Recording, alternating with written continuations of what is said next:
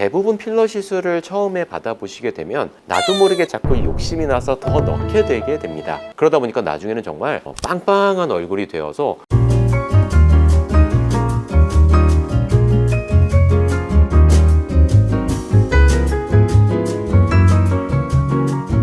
안녕하세요. 청담리트의원 김재림 원장입니다. 오늘은 흔히 말하는 피부과 시술들 중에서 우리 의사들끼리 모여서 얘기할 때 이건 좀 그래도 솔직히 우리는 잘 안 봤는데, 내지는 시술 초보분들에게 이거를 무턱대고 권하긴 좀 그런데 라는 시술 3가지를 소개해 드려 보도록 하겠습니다. 먼저 피부과에 여러 가지 시술이 있지만 좀 주의해야 되는 시술에 들어가는 것 중에 하나, 첫 번째는 필러입니다. 필러 시술이 어느 한 시기에는 굉장히 큰 유행을 이뤘었고, 그 뒤에 한 3년에서 한 5년 전부터는 많은 분들이 좀 꺼리는 시술이 되기도 했는데요. 제가 이 첫 번째 시술로 필러를 꼽은 이유는 무턱대고 필러는 안 좋다, 필러는 절대 받지 마라 이런 얘기가 아니라, 처음 받으시거나 시술을 잘 모르시는 분들이 필러를 받게 될 때에 주의해야 하는 점들을 잘 고려하지 않으면 원치 않는 결과로 이어지기 때문입니다. 먼저 필러에 대해서 좀 이해를 할 필요가 있는데, 필러는 말 그대로 우리 몸에 넣어서 볼륨이 차오르게 하는, 필링이 되도록 하는 물질이고, 대부분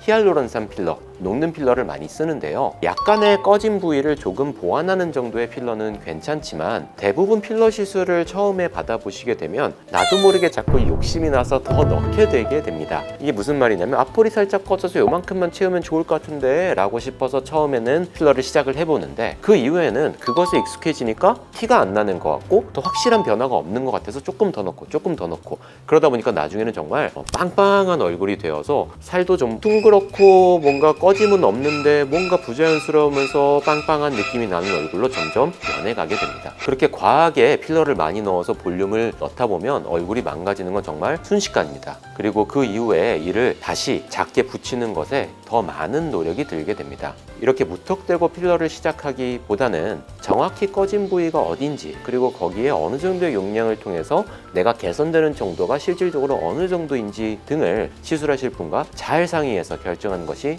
대단히 중요한 시술 중에 하나가 되고요. 물론 일부 부위 중에 예를 들면 입술이라던가 약간의 턱이라던가 이런 데를 소량씩 조금씩 하는 거는 아무런 문제가 없고 굉장히 자연스러울 수 있지만, 막연한 볼륨 증대 효과를 위한 필러는 조금 주의하시는 게 좋겠습니다. 그리고 두 번째 시술은 바로 실리프팅입니다. 사실 실리프팅 같은 경우도 굉장히 역사가 오래됐고 나름대로 만족도가 높을 수 있는데 왜 실리프팅을 그렇게 걱정하지? 라고 한다면, 실리프팅 역시 잘 될 때는 너무 좋지만 잘못되었을 때는 아무래도 불편이 조금 오래 갈 수 있기 때문에, 무턱대고 실리프팅을 하면 얼굴이 정말 이만큼 올라갈 거다 라고 생각을 하시는 분들이 있는데, 사실 최근에는 수술로도 거상이라던가 여러 가지 다양한 방식의 대체제들이 많이 있기 때문에 단순히 실리프팅 그 자체만 놓고 완벽한 결과를 기대하기보다는 시술 전에 반드시 시술하실 분과 잘 상담을 받아보고 하셔야 합니다. 실리프팅도, 또는 사실 모든 리프팅이 그러한데, 오래 간다는 것들 중에 정말 드라마틱한 채로 오래 간다는 게 훨씬 어렵기 때문에, 예를 들면 리프팅도 똑같이 1년 간다라고 하면은 1년 동안 똑같이 이만큼 올라가서 그대로 있는 건 아니거든요. 사실 이건 실도 마찬가지가 되는데, 실리프팅 중에도 오래가는 실들은 대부분 콜라겐을 재생시키고 자연스럽게 올리기 때문에 막연히 생각하는 드라마틱함이 떨어질 수가 있고요. 반대로 드라마틱함을 가진 실리프팅 같은 경우는 그 드라마틱함 자체는 오래가지 못할 확률이 있습니다.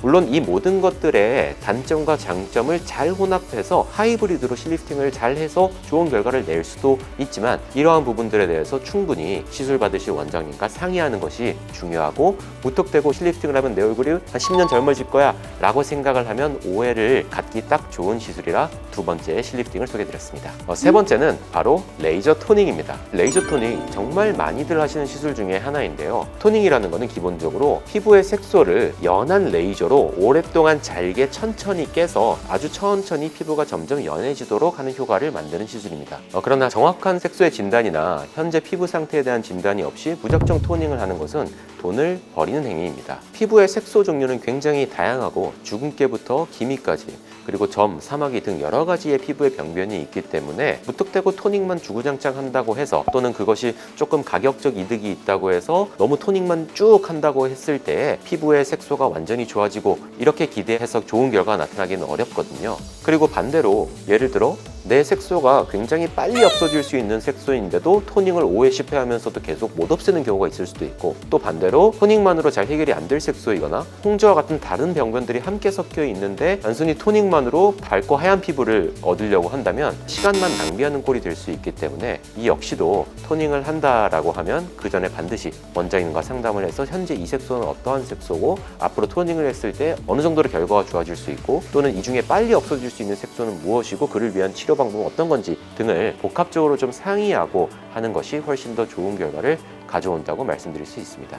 오늘은 무턱대고 받기 전에 반드시 한 번은 좀 주의 깊게 생각해 봐야 되는 시술로 3가지 시술을 소개해 드려 보았는데요. 물론 이 3가지 시술들 모두 다 적절하게 진행될 때는 굉장히 훌륭한 시술이고 굉장히 자연스럽고 좋은 결과를 가져올 수 있는 시술이지만, 일반적으로 많은 분들이 생각을 할 때 이 3가지 시술에 대해서 어떻게 생각하냐라고 물어보면 보통 그분들이 갖고 있는 기대와 실제의 결과와는 조금 괴리감이 있을 수 있기 때문에 이러한 부분들을 시술 전에 미리 충분히 잘 의논해 보시고 결정해 보시면 도움 될 것 같습니다. 감사합니다.